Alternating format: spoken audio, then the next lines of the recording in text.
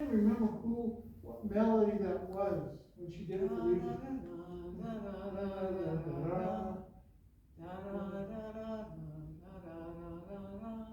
Yeah.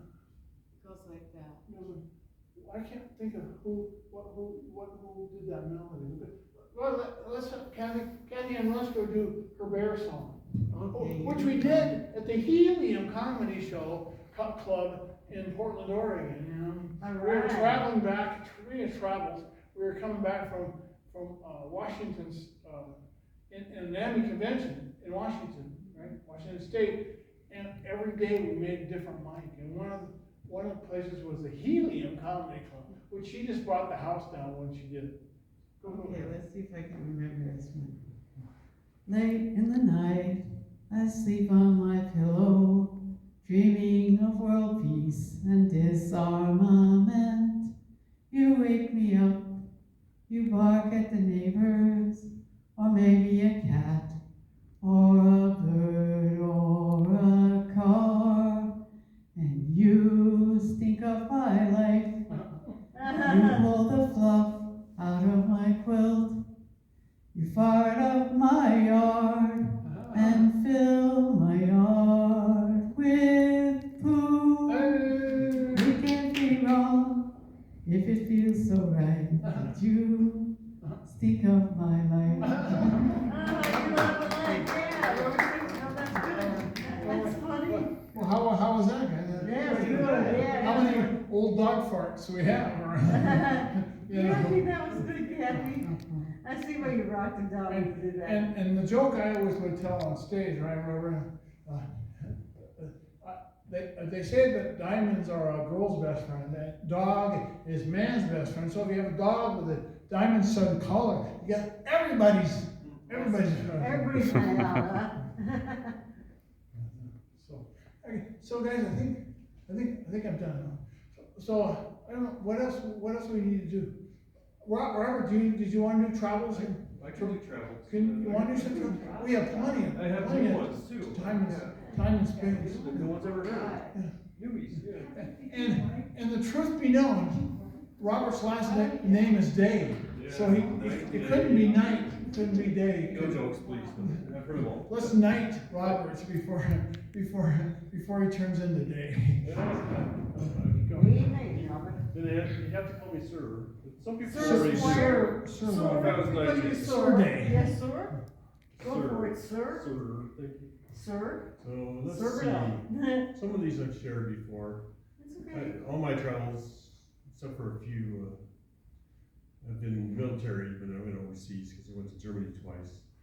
The first time I went over there was rather exciting because I thought I was going to have the saying that I've been to London, but it was fogged out, literally. I'm not making this stuff up. We ended up in Prestwick, Scotland. And years later, that was where the Scottish Open is and everything. But that was really fun because I went on to Frankfurt, Germany, where my station was right outside there, and my luggage went to, I think, Denmark somewhere. Oh no! I hate that when that happens. It's a small problem. And I was in the military, so I didn't wear a uniform there. I had one set of clothing for a whole week, so laundry night was every night, literally. And I don't think my first sergeant or anybody was very happy that I couldn't wear a uniform for a week, but I was in training to learn conversational German and get everything situated in the new country, learn how to drive their way, international driving, thousands of symbols, and you gotta pass the test and you get a little license say, you can drive in any country now, hey. But I actually was a rebel at that time too, even though I was in the military, because not only was I not wearing a uniform, before I got to my state, decided where I was going to my station, I actually was told, well, because you don't have your uniforms or anything, you can't go off base in this area or anything until you get to your station and they decide you can. But I still snuck out. It was a sign of the times because I kicked out of the military for something totally unrelated years later. I just wasn't military material, I guess. Neither was I, but that didn't stop me from serving. Yeah, so And then another trip, I was going in the Army, the first of it, this was in the Army, and before that, when I first joined up, I was flying from San Diego to Dallas, and then from Dallas to Lawton, Oklahoma. If you've ever been to Lawton, Oklahoma, I think they only have flights that, I don't know, little twin-engine Cessna type flights to get there. I think you're used to 727s, 737s that 200 people fit in or Yeah, the something. buses These got little those ones, dark you know, planes. 15 to 20 people or 40, whatever they, you know, oh, we're full up, let's go.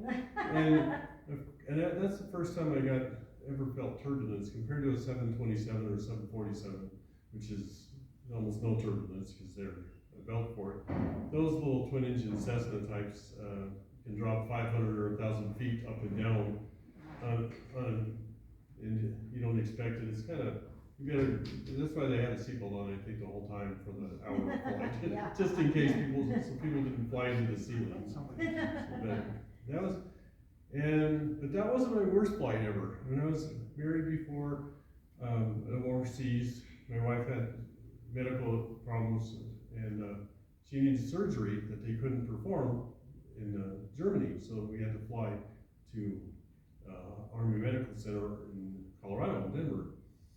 And we got to fly to Andrews Air Force Base from Germany in the middle of, I think it was in the fall, so it was pretty cold. We got to fly at like 20,000 feet with no pressure in the C-130. Oh, that's And if sounds you've ever done dangerous. something The like pilot that, could lose his O2 level. yeah, exactly. They didn't have much oxygen or anything, and it was cold. They didn't have cabin pressure, so it's rather a shock to the system when you get up, when you're going up or down, and your ears are popping and hurting, and it's like, and then people are on beds, and I'm sure they're feeling much worse than me because they're gonna have surgeries or something, and they're not in good health. But so those are my flights. Now, one time I went to Tijuana, or a couple times. One time I didn't know the exchange rate. It was when the exchange rate was some ungodly number of like 1,000 or 2,000 pesos to $1.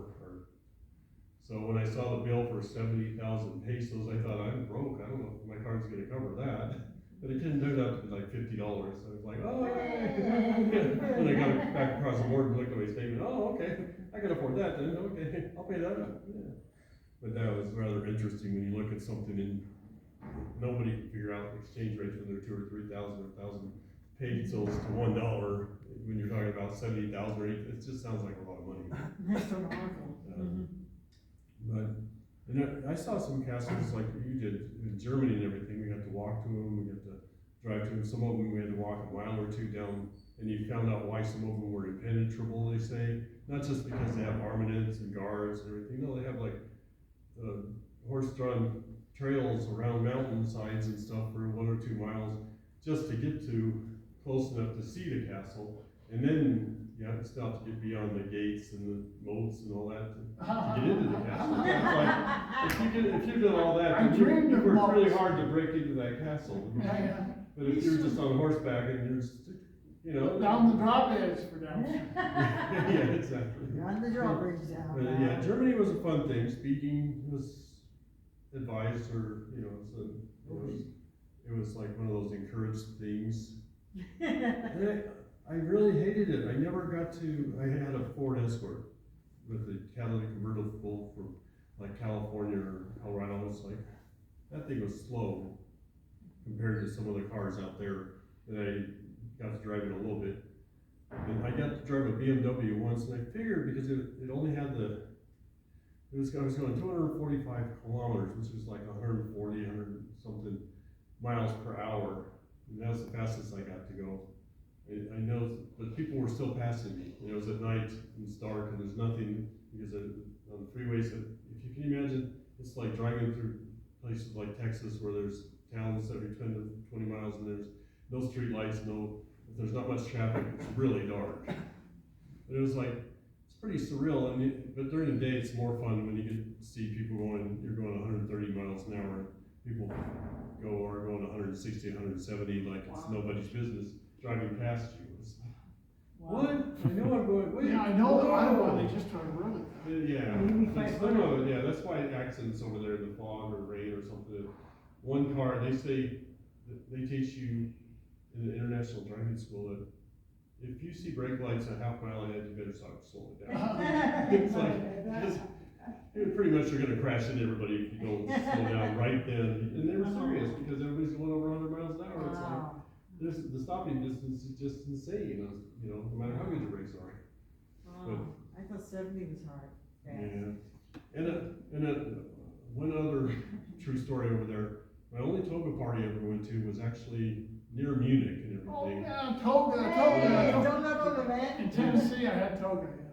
I didn't get the whole toga concept. Some people wore togas, some people didn't, you know, but it was in an area in Bavaria, in West Germany, one of their wildly crazy near Munich type of places, I suppose. Never got to Munich where I could really party, but you know, that would probably got me kicked out earlier. So, you know, that's another story. You know, I think it lasted a little longer since I didn't get to places like Munich. Cause, but that was fun. And one time, it's interesting, in some places like where I was, they'd allow like Nevada, prostitution, like the Bunny Ranch and different places like that. And sometimes in the city, sometimes on the edges of the city, sometimes they'd have them on the street corner like 4th Street, but it'd be legal. I could never keep up with the real rules and everything.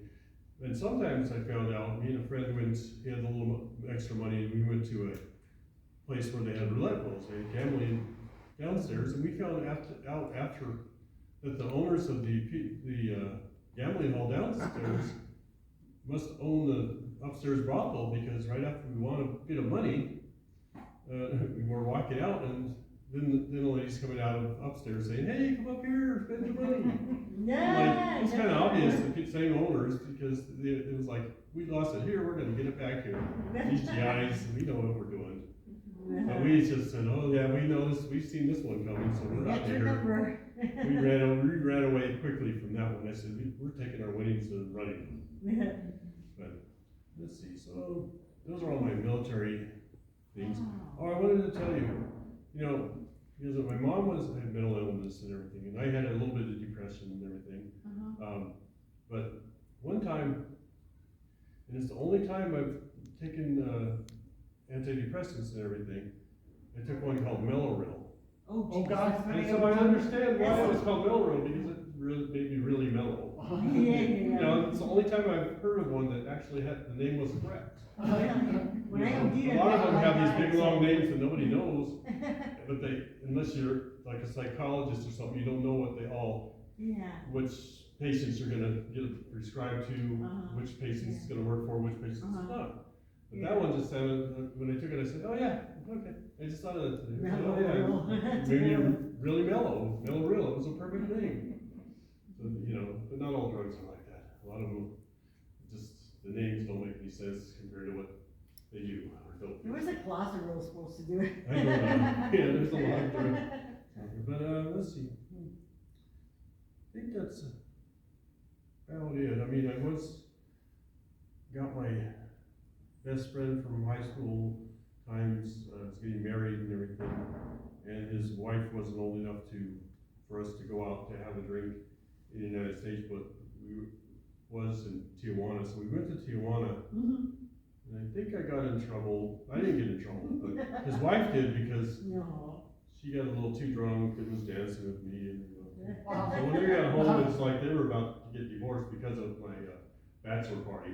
Like, I didn't start this, okay? I hope he doesn't get mad at me. It's like you blame her for, you know, okay, you bought her the drinks, but I didn't want to tell him that. He was already mad enough at her, didn't want to get shot or something. But yeah, that was another one of those fun Tijuana trips. Oh, the other trip, true story, I went down there with 2 Mexican girls. But they lived in the United States, they were American, but they knew the language. But they both fell asleep in the backseat of my car, and we're getting to the border, and then I'm like, "So this is," and they're looking at him like, big white guy in the front, and Mexican girls in the back. It was like, "Yeah, this isn't gonna end well," but you know, they did woke them up, and they could both show their IDs. And luckily, they were legal, like they said they were. I thought they were, but you know, they were from this side of the border, and then we went down and came back. But that was it would have been fun if one of them didn't have the proper paperwork. So, Okay, that's it. All right.